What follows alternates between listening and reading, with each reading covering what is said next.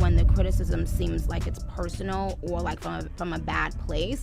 And since I know so many things that are going on behind the scenes, what other people don't. It looks like Nicki is being painted as the villain again because she called out Gucci Mane's wife, Keyshia Ka'oir, and she did not hold back.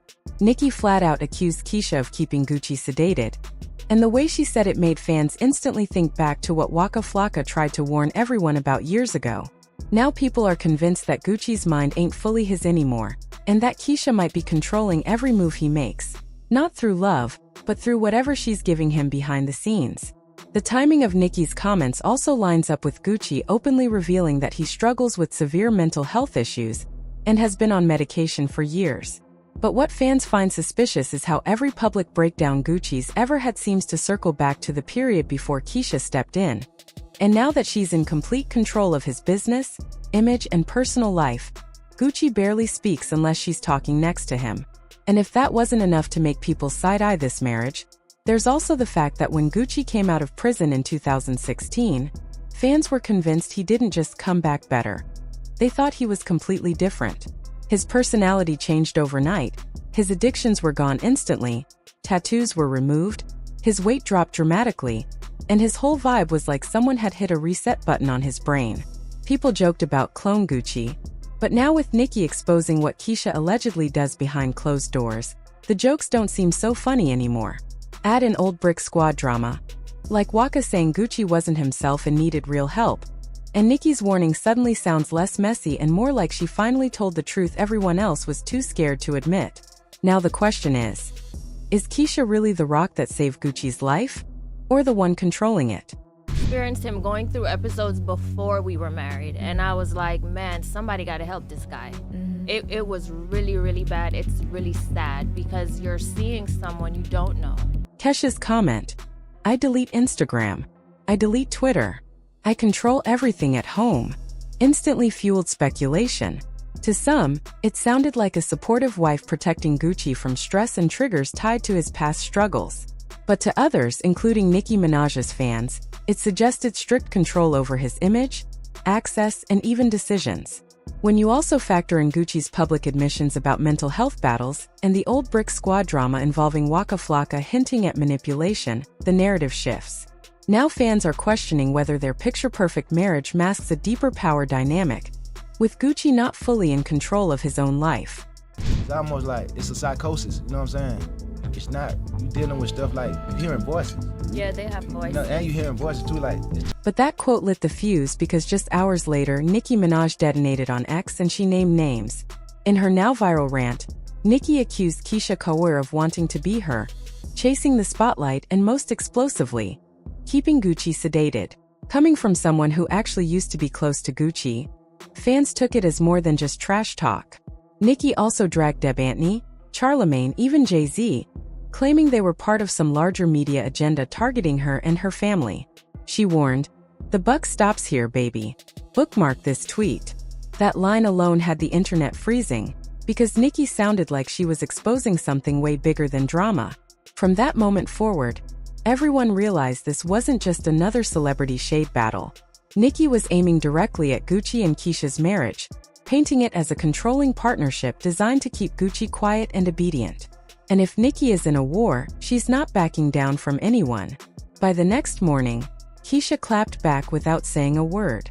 She posted herself vibing to Cardi B, Nicki's biggest rival, and fans instantly labeled it a declaration of war. "Oh, she being messy," one comment read. It looked like Keyshia was picking a side. And it wasn't Team Nicki. Then Tasha K, the same blogger who has made careers collapse, jumped in with a nuclear allegation. She claimed Gucci originally wanted Nicki, but Keyshia swooped in, fixed his teeth, fixed his money, put him on meds, and morphed into Nicki. According to her, Gucci isn't in love, he's high and controlled. Fans were torn, some calling it clout chasing, others yelling, "Waka been told us Kesha's his handler." And that's where everything shifts from messy to dark, because Gucci himself once admitted something chilling. Right arrow Keyshia had him committed.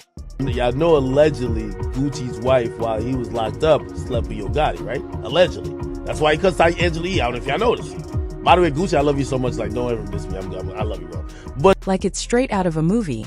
In his memoir and interviews, Gucci actually said that Keyshia kidnapped him with his 6 bodyguards and forced him into a mental hospital. And even though he later framed it as love, fans couldn't ignore that word.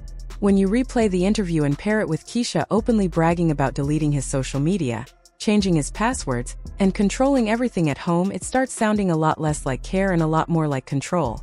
Then you have Waka Flocka, who years ago hinted at this shift, saying he never got paid for no hands, and accusing Gucci of selling out after Keyshia came around, even suggesting Gucci wasn't really running Atlanta anymore. At the time, people thought Waka was bitter, but now, after Nicki's sedated accusation and fans digging up old receipts, Waka suddenly looks like a truth teller. Add in what Keyshia admitted on The Breakfast Club, that she manages Gucci's meds and steps in during his episodes, and people started whispering about chemical control.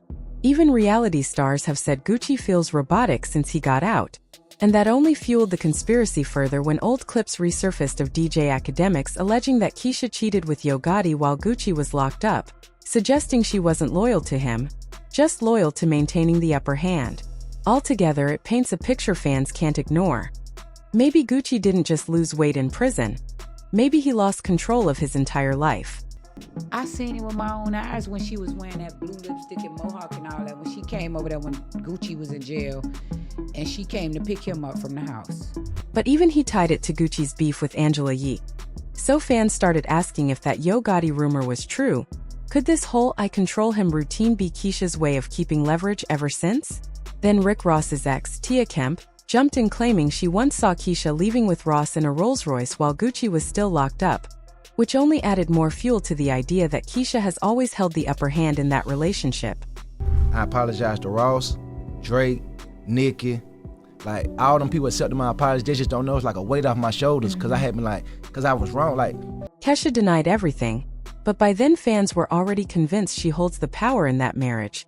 And Nicki kept firing shots, dragging Charlemagne and hinting he plays into industry setups like what she claims happened to Wendy Williams. A system. Personally, I take his apps off his phone. First thing I do, I delete Instagram. I delete everything. Even if I got to change his password, I'm changing it because I don't need the public to know he's having an episode.